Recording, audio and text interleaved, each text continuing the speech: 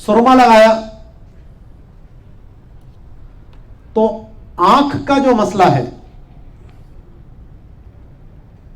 کہ آنکھ میں کوئی منفذ ہے یا نہیں، تو جو ہمارے متقدمین علماء تھے ان کا سب کا اتفاق ہے کہ آنکھ میں اور حلق میں کوئی منفذ نہیں ہوتا.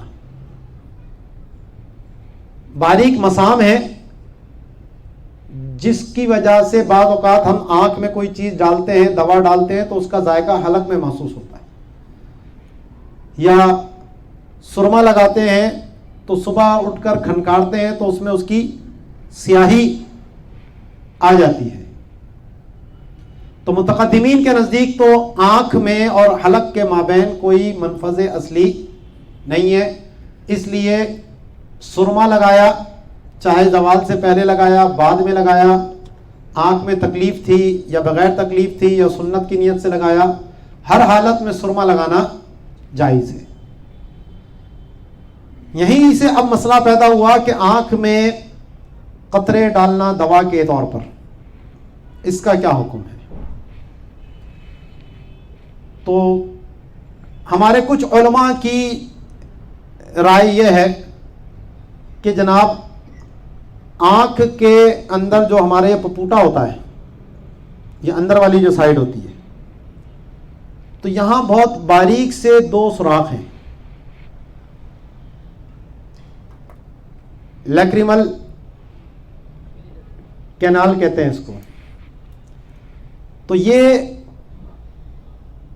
باریک سی بالکل نالی ہے، یہ جا کر ناک کے اندر ایک دوسری بڑی نالی آتی ہے، اس میں جا کر ملتا ہے، اور وہ نالی جو ہے پھر حلق کے پچھلے حصے میں جا کر کھلتی ہے، اور پیچھے جا کر جو ناک اور ہمارا منہ کے ذریعے جو ہے وہ راستہ ایک ہو جاتا ہے. ٹھیک ہے نا، یہ 2 نالیاں ہماری ہوتی ہیں، ایک سانس لینے کی نالی اور ایک خوراک کی نالی. تو یہ نیچے جا کر جو ہے وہ پورا پھر ایک ہو جاتا ہے. تو بعض علماء نے کہا کہ یہ چونکہ یہاں پر منفذ موجود ہے اور اس منفذ کے ذریعے چیز اندر جا رہی ہے تو اس وجہ سے روزہ ٹوٹ جائے گا. لیکن صحیح تحقیق یہی ہے اور صحیح قول یہی ہے کہ اس سے روزہ نہیں ٹوٹے گا. وجہ اس کی یہ ہے کہ یہ جو باریک سا سوراخ ہے 0.5 mm کے قریب ہوتا ہے، بالکل باریک، جیسے باریک سوئی ہوتی ہے.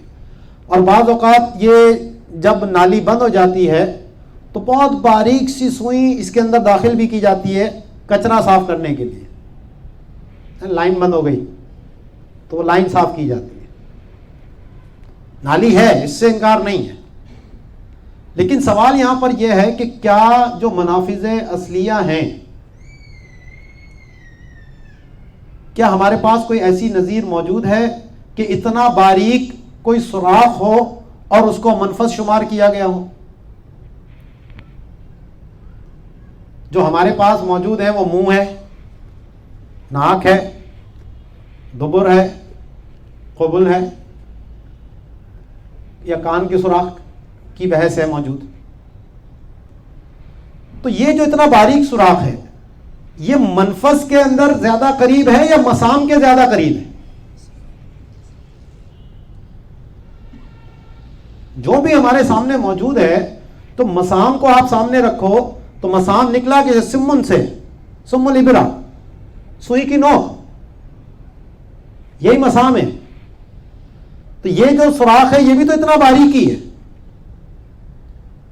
تو اس لیے اس کی بنیاد پر یہ کہنا کہ جناب منفذ اصلی پایا گیا اور اس کی وجہ سے دوا جو ہے وہ حلق کے اندر اتری، تو اگر اس کی وجہ سے روزہ ٹوٹے گا تو پھر سر کی مالش کرنے سے بھی روزہ ٹوٹے گا. اگر اس کی وجہ سے روزہ ٹوٹے گا تو پھر پانی میں زیادہ دیر رہنے سے بدن کے اندر ٹھنڈک پہنچے تو پھر اس سے بھی روزہ ٹوٹنے کا حکم دینا پڑے گا. تو اس لیے صحیح ہمارے متقدمین علماء ہی کا قول ہے، اور آج کی جو جدید تشریح الابدان ہے اس سے کوئی نئی چیز ثابت نہیں ہو رہی. اتنی بات جو متقدمین تھے، جو طب کے پچھلے ماہرین تھے، وہ ان کو بھی معلوم تھا کہ یہ آنسو کہاں سے نکلتے ہیں. یہ تو ایک عام مشاہدے کی چیز ہے کہ یہاں سے چیز ہمارے آنکھوں کے کنارے سے چیزیں آتی جاتی ہیں. ایک تو آنکھ میں ویسی تری موجود ہے پردے کے اندر جو آنسو ہمارے جسم آنکھ کے اندر آ جاتے ہیں.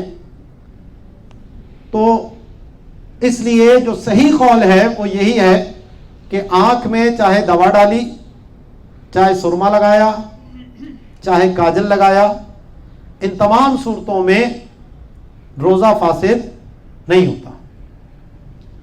اچھا، بعض لوگوں نے اس کاجل لگانے پہ بھی روزہ ٹوٹنے کا حکم دے دیا. حالانکہ کاجل تو چپکتا ہے، اگر اس کو منفذ بھی مانو تو کاجل اس سوراخ سے حلق تک کیسے پہنچے گا؟ کاجل کی تو صفت ہی ہے چپک کر آ جائے. سرما تو یہ ہوتا ہے کہ وہ خشک ہوتا ہے، وہ آنکھ کی تری سے مل کر وہ لکوڈ سا ہو جاتا ہے. اور کاجل اسی لیے لگاتے ہیں کہ کاجل پھیلتا نہیں ہے، سرما آنکھ میں پھیل جاتا ہے. تو مجھے حیرت ہوئی اس فتوے کو پڑھ کر کہ انہوں نے کاجل کے اوپر بھی اتنی سختی ماری کہ اس کے اوپر بھی جو ہے وہ روزہ توڑنے کا حکم دے دیا. اور سرمے کو کہا کیونکہ سرما سنت سے ثابت ہے اس لیے اس کا استثناء ہے. تو پہلی بات تو یہ کہ جو احکام ہیں ان میں اصل معلول ہونا ہے، علت ہونا ہے، اس کی خلاف قیاس ہونا یہ اصل نہیں ہے. تو سرما حدیث سے ثابت ہے، سرما لگانے کا حکم بھی دیا نبی کریم علیہ الصلوۃ والسلام نے سرما لگانے کا بیماری کے اندر، یہ روایتیں بھی موجود ہیں. تو سیدھا اس حکم کی علت یہی ہے کہ یہ جو آنکھ میں سرما لگایا جانے کی اجازت دی گئی ہے وہ اس لیے ہے کہ یہاں کوئی منفذ اصلی موجود نہیں ہے. تو یہاں منفذ کا قول کرنے کے لیے آپ کو پوری ان تمام روایتوں کی پھر تخصیص کرنی پڑ رہی ہے، ان روایتوں کو چھوڑنا پڑ رہا ہے. اور ایسی کوئی نظیر بھی نہیں ہے ہمارے پاس کہ اتنا کوئی باریک سوراخ جو ہے وہ منفذ اصلی بن رہا ہو.